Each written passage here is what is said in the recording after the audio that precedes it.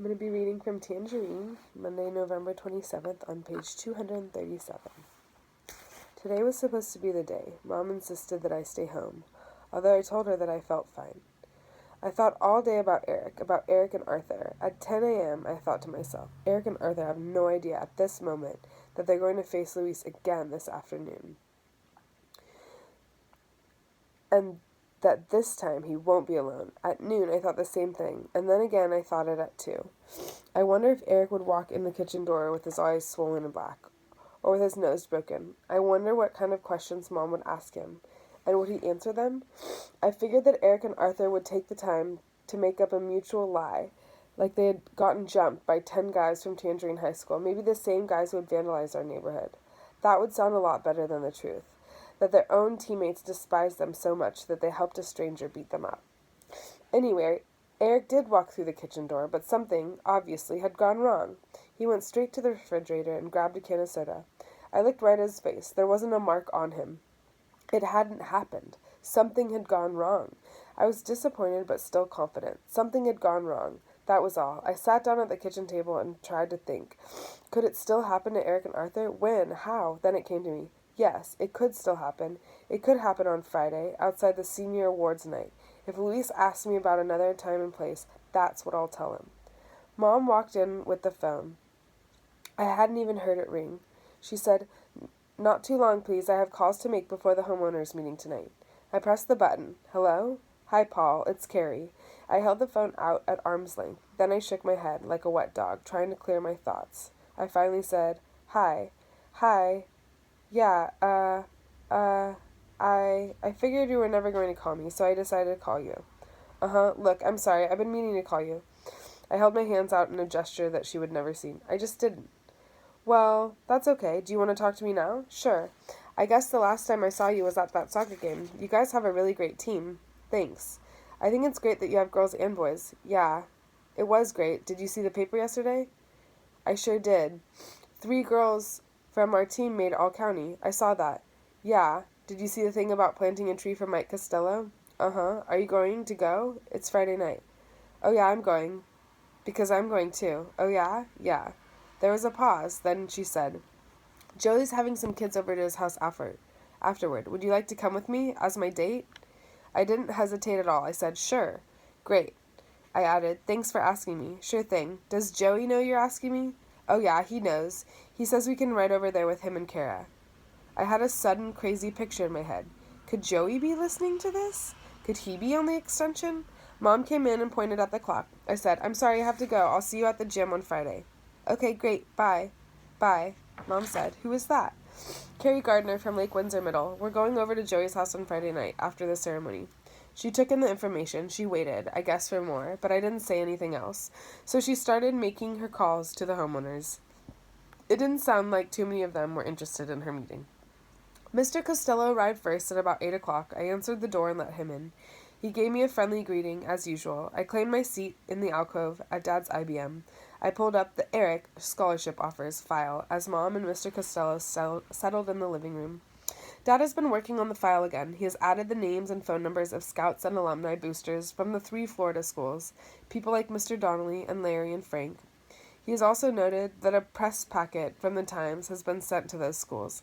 He hasn't added anything more to the other pages. To the other page 1 schools. And get this, the page 2 schools are gone, deleted, trash canned. The Houston schools and any other non-contenders for the national title are gone. They have no place in the Eric Fisher football dream. I clicked out of the file and started listening to the meeting. Mom was taking notes as Mr. Costello rattled off a series of items. A Rolex watch, a diamond stick pin, a 24-karat gold bracelet. I logged off and walked into the great room. Mom didn't suggest that I leave, so I joined them. I asked, what are you writing down, Mom? Mom looked at me with a pained expression. Was I being a pain? These are the items that were stolen from the tented houses.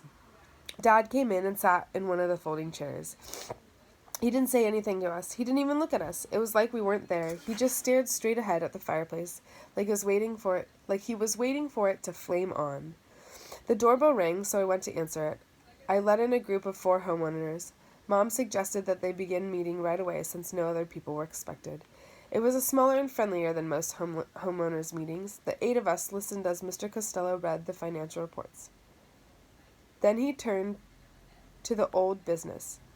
We have good news on a couple of fronts. All I can say is, thank God for that freeze. It killed off all the mosquitoes, so we were able to cancel that guy with the gas masks and the sprayer. Mom said, thank God is right. The freeze also signals the end of the thunderstorm season. This is a fact that Mrs. Fisher and I both have brought to Bill Donnelly's attention.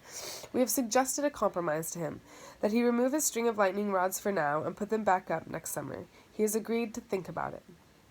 The man from the yellow tutor asked, what about the termites? The freeze might have helped us there too. I just don't know. 3 houses have dents now, which make a total of 25 so far in the development. And the robberies? Mr. Costello nodded solemnly. There were 2 more robberies of tented houses since our last meeting. In both cases, robbers smashed a window, ran in, and ran out with cash and jewelry. The deputies say they have some leads, but that's all they're willing to tell us at this point. The same man said, I saw a guy sitting outside a tented house with a shotgun. Everyone reacted to that, as he continued. He's one of your neighbors, Jack. He's sitting outside in a lawn chair all night long with a shotgun across his lap. Mr. Costello said, thanks for letting me know. I'll talk to him. If that doesn't do any good, I'll have the sheriff's department talk to him. We can't have that. Everyone agreed. He's going to wind up shooting some late-night jogger. The woman from the White York asked, what about the front, Jack? That's looking kind of run down. The front is looking bad because of the freeze. Those plants are supposed to be cold hardy, but nothing is going to come through a freeze like that completely undamaged. The same woman asked, did the freeze kill off the rest of your fish? No, we can't blame the freeze for that. Those koi are cold hardy. That pond could freeze a foot thick and they'd be okay under the ice. We believe that some local person stole them and sold them. I said, I don't believe that. They all turned and stared at me, as if they had just noticed that I was sitting there. Then they all turned back. They were about to ignore me and go on when I added, that doesn't make any sense. They turned toward me again. Think about it. How could some local person, some koi thief from Tangerine, stop at the front of our development in that wide open space without anyone seeing him? How could he fish for, catch, and drive away with a string of big orange shiny fish with no one seeing him? Mr. Costello answered, I don't know, Paul. Maybe because he does it in the middle of the night when people are asleep. Anyway, that's the only theory we have, unless you have a better one. The ospreys, he said. They all stared at me blankly. The ospreys, the birds of prey, from those giant nests on our Route 89. They swoop down and snatch up the koi and fly back to their nests. No one sees them, no one thinks about them, no one suspects them. Mr. Costello seemed annoyed. They all did. He said, You've seen this happen?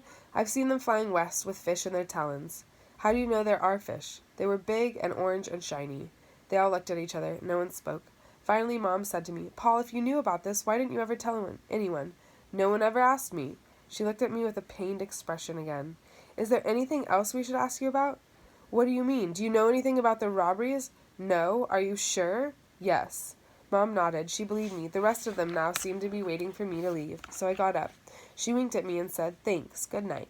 As I started out, I heard one of the homeowners ask, Did anybody see that Eyewitness News team report on the sinkhole? The one where they found out the county never surveyed the construction site?